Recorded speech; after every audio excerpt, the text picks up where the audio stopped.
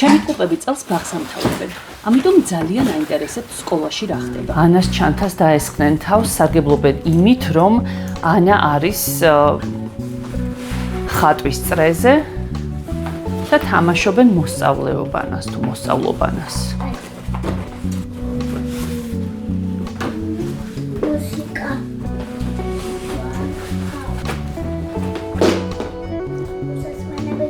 თეკლა, იცი რომ ანა გაგიბრაზდება?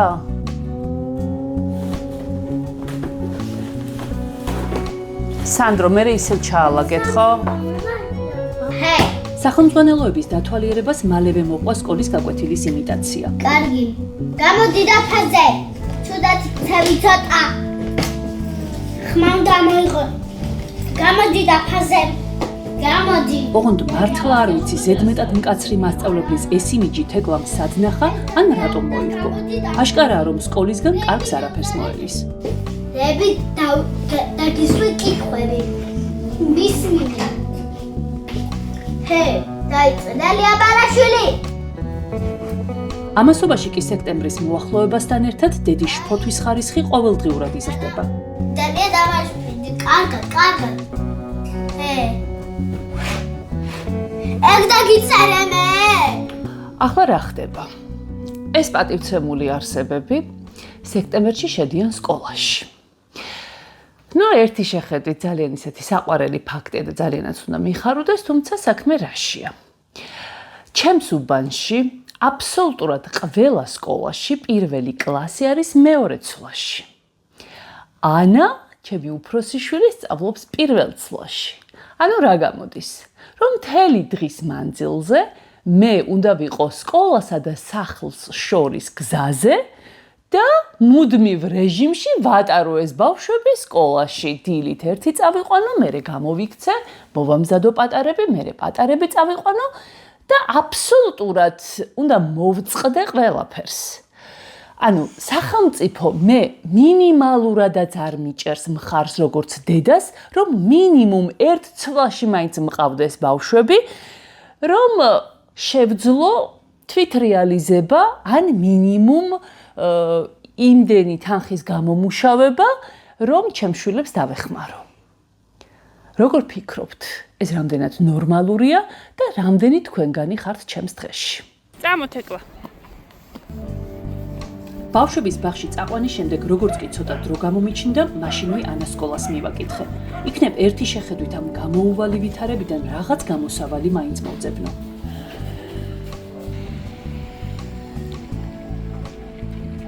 მოვედი მეგასკოლის დირექტორთან შესახვედრად, რომ ავუხსნა ჩემი პრობლემა და ვკითხო რა გამოსავალი აქვს სკოლას ჩემს მდგომარეობაში მყოფ მშობლებთან დაკავშირებით, რომლებსაც მოუწევთ შვილების პირველ-მეორე ცვლაში ტარება. აი თუ არსებობს რამე გამოსავალი, შევთავაზებ ჩემს ვარიანტსაც, ჩემს ვერსიასაც გამოსავლის და ვნახოთ რა გამოვა. დიდად ოპტიმისტურად არ ვარ განწყობილი, რადგან სკოლაში ბავშვების რაოდენობა ძალიან დიდია, თუმცა მაინც ვცდი. გამოვედი უკვე სკოლიდან, შევხვდი დირექტორს და როგორც აღმოჩნდა, საშველი არ არის. მე მქონდა ასეთი შეთავაზება, რომ იმ ბავშვებისთვის, რომელთა დედმამიშვილებით სწავლობდნენ პირველ ცვლაში, ხომ არ იყო შესაძლებელი, რომ სკოლას დაეშვა გამონაკლისი და შეექმნა ჯგუფი, რომელიც პირველკლასელების ჯგუფი, რომელიც ისწავლიდა პირველ ცვლაში. თუმცა აღმოჩნდა, რომ ასეთი დედმამიშვილებით დაკომპლექტებული ჯგუფი შეიძლება იყოს არც მეტი არც ნაკლები 6 და შესაბამისად, 6 საკლასო ოთახი ეს არის წარმოუდგენელი და რესურსი, რომ აი ამ 6 კლასს ასწავლონ. ამხელა სკოლაში ფაქტობრივად იმდენად დიდი რაოდენობის მოსწავლე დადის, რომ მსგავსი შესაძლებლობა სკოლას არ აქვს. თუ სწორად მახსოვს, ჩვენი მეგასკოლა სწორედ დიდი დიღმის მცხოვრებთა დაჟინებული მოთხოვნის შემდეგ აშენდა.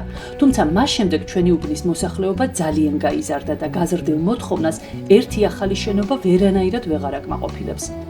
სხვათა შორის ამ სკოლაში მოხვედრა ჩემი უბნელების გარკვეული ნაწილისთვის იქცა გადაულახავ პრობლემად, რადგან ადგილები არ არის პრაქტიკულად და ადამიანებს წლობით უწევთ ლოდინი და დააყავთ ახლო მდებარე უბნებში თავიანთი შვილები, რომ გათავისუფლდეს აქ ადგილი და ბავშვი გადმოიყვანონ. მარტო ჩემი შვილის ჯგუფის პარალელური აი მე-4 კლასი არის 13 პარალელური. წარმოგიდგენიათ, არის 15-16 პარალელური. ამ რაოდენობის ბავშვების ადეკვატური განთავსება და მათთვის განათლებისთვის ღირსეული პირობების შექმნა მე მართლა ვერ ხვდები, რომ ხელა ძალისხმევასთან შეიძლება იყოს დაკავშირებული. და ეს ყველაფერი გამოიწვია იმან, რომ ამ ხელა უბანში ფაქტობრივად რომელიც ყოველდღიურად ქაოსურად იზრდება, 3 საჯარო სკოლაა მხოლოდ. დიდი დიღმის ქაოსურ განაშენიანებაზე მოყოლით თავს აღარ შეგაწყენთ. ვინც ბოლო წლებში ამ უბანში ერთხელ მაინც ყოფილა, აუცილებლად დამეთანხმება, რომ აქ ცხოვრება ყოველდღიურად სულ უფრო გაუსაძლისი ხდება. ფაქტი ერთია, რომ მრავალსართულიანი საცხოვრებელი კორპუსების მაღალი ტემპებით მატებასთან ერთად, სკოლა-ბაღები, საზოგადოებრივი ტრანსპორტისა და უბნის ინფრასტრუქტურის განვითარებაზე არავინ ზრუნავს.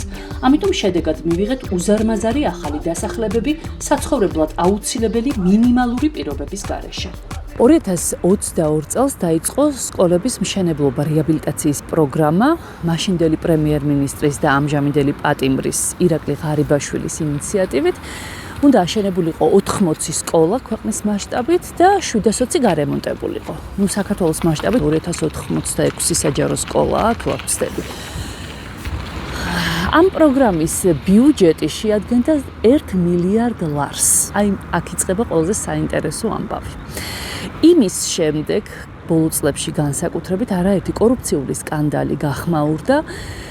როგორც გაირკვა ჩვენი მაღალჩინოსნების, პარლამენტის წევრების ოჯახების, სამინისტროების წარმომადგენლების ოჯახების, იქ ანტიკორუფციული ბიურო, სუსის და ასე შემდეგ. ოჯახის წევრები ძალიან აქტიურად ყოფილან ამ ჩვენი სკოლების სარეაბილიტაციო პროგრამაში ჩართული თავიანთი კომპანიები, თავიანთი ტენდერებით და ასე შეხმატკბილებულად და ძალიან საყვარლად ჭამდნენ იმ ფულს, რომელიც მიზნობრივად რომ დახარჯულიყო, მე ახლა აქ არ ვიქნებოდი და ჩემი შვილებისთვის სახვეწარი ნამდვილად არ მექნებოდა სკოლაში პირველ-მეორე ცვლა, რადგან ამ უბანში კიდე რამდენიმე სკოლა აშენდებოდა, ის სკოლები, რომელთა მდგრადობის ამბავი კითხვის ნიშნებს ბადებს, გარემონტდებოდა და ყველანი ვიცხოვრობდით გაცილებით უკეთეს ქვეყანაში.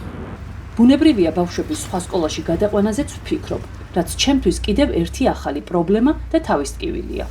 მით უფრო მაშინ, როდესაც საჯარო სკოლების დიდი ნაწილის ინფრასტრუქტურა უმძიმეს მდგომარეობაშია. ახლა ერთ ნაცნობს მინდა შევხვდე, რომელიც დიდ დიღომში ბავშვების სკოლაში ტარების საკუთარ გამოცდილებაზე მოგვიყვება. ნუც არის ერთ-ერთი იმ ათასობით მშობლიდან, რომელიც არის დაახლოებით ჩემს მდგომარეობაში და ძალიან მოკლედ შევაჯამებ და განვიხილავ იმ ძირითად პრობლემებს, რომელიც ჩვენ მშობლებს გვაწუხებს და დაწუხილები გვაქვს მოკლედ ჩვენ ყველას ერთად. მე-5 კლასში არის უფროსი, მე-6-ში გადავა და უმცროსი წელს სექტემბერში მიდის სკოლაში. ანუ მეორე ცვლაში. მეორე ცვლაში და აი არის ყველაზე მნიშვნელოვანი და მთავარი ამბავი, იმიტომ რომ უფროსი არის პირველ ცვლაში, პატარა მეორე ცვლაში, ანუ მეორე ცვლას ეწყება დაახლოებით პირველი საათისთვის გაკვეთილები. დაუმთავრდება ალბათ 3 საათისთვის და ჭირდება ერთი ადამიანი, რომელიც წაიყვანს და წამოიყვანს. ანუ ოჯახიდან ერთი ადამიანი სამსახურს უნდა დაემშვიდობოს, იმიტომ რომ უბრალოდ სხვა გამოსავალი არ არის. თუ იმუშავებ, მაშინ უნდა იმუშაო იმისთვის, რომ ძიძას გადაუხადო ფული და ფაქტობრივად სხვა აღარაფერზე აღარ გრჩება, იმიტომ რომ ძიძის შემოსავალი საკმაოდ უბრალოდ ფასი საკმაოდ მაღალი არის, ხელფასები არ იზრდება. ჩემი შვილების ხასიათიც ვიცი და მათი ბიოლოგიური საათიც და ყველა ბავშვის ეგრე არის, ესეა მოწყობილი, ხო, რაც სკოლების სისტემა შეიქმნა, ესე არის, რომ დილას ბავშვმა უნდა ისწავლოს, წავიდეს სკოლაში, მოვიდეს, გაკვეთილები მოამზადოს, ისადილოს, რაღაც სხვადასხვა წრეებზე იაროს, საღამოს დროულად დაიძინოს, ხო? თამაშისთვისაც დარჩეს დრო. ჩემი გამოცდილება ამ ხრივ ცოტა სხვანაირია, იმიტომ რომ ბავშვებთან მუშაობ, ძირითადად და ეს ბავშვები, ვინც ტურებზე დამყავს ხოლმე, ლაშქრობები იქნება თუ ნებისმიერი რამე, ყოველთვის თხოვ ხოლმე მასწავლებელს და მშობელს, ეს დღის პირველ ნახევარში სანამ აქტიურები არიან და მონდომებულები და გონებად ცინცხლად მუშაობს, იმიტომ რომ 12 საათის მერე უკვე აი სხვანაირად მუშაობს ამ ბავშვების ორგანიზმი რა, უკვე დაღლილები არიან, აღარც აინტერესებთ არაფერი, არაფერს აღარ გისმენენ, ხო და ამ დროს დაწყება სკოლის არის დანაშაული, იმიტომ რომ ბავშვს აღარ რჩება დრო, არც თამაშისთვის, არც წრეებისთვის, თან მით უმეტეს ეს ორი შვილი რო ყავს და ორივე სხვადასხვა დროს ამთავრებს სკოლას, ერთი წაიყვანე, მეორე მოიყვანე, მეორე დატოვე, მერე წამოდი, ან მე როდის ხა უნდა ვიმუშაო, ან სადილი როდის გავამზადო, ან ჩემი თავისთვის დრო როდის ხა უნდა დამრჩეს,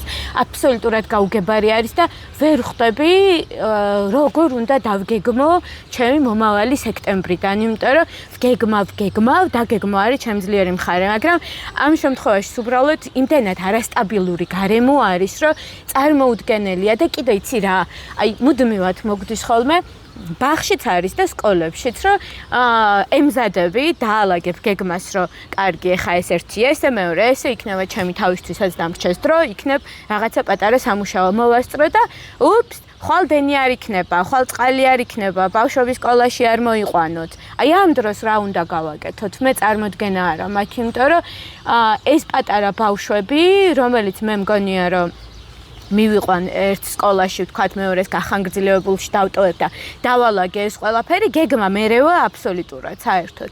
ჩემი პროფესია არის გიდი, გიდობა და გიდი ვარ, მე სათავგადასავლო ტურიზმში ვარ. ეს იმას ნიშნავს, რომ შეიძლება ვიყო სადღაცა მთაში, ან ბარში, ან რა ვიცი, მოკლედ რა ქალაქიდან შორს. ჩემი ქმარიც მუშაობს ახლა და მართალია საჯარო სამსახურში, საჯარო სექტორში არ არის, მაგრამ ესე მარტივი არ არის რა, რომ თავი დაანებო და 2 საათზე მიატოვა ყველაფერი, მოხვიდე და გამოიყვანო ეს ბავშვები რა.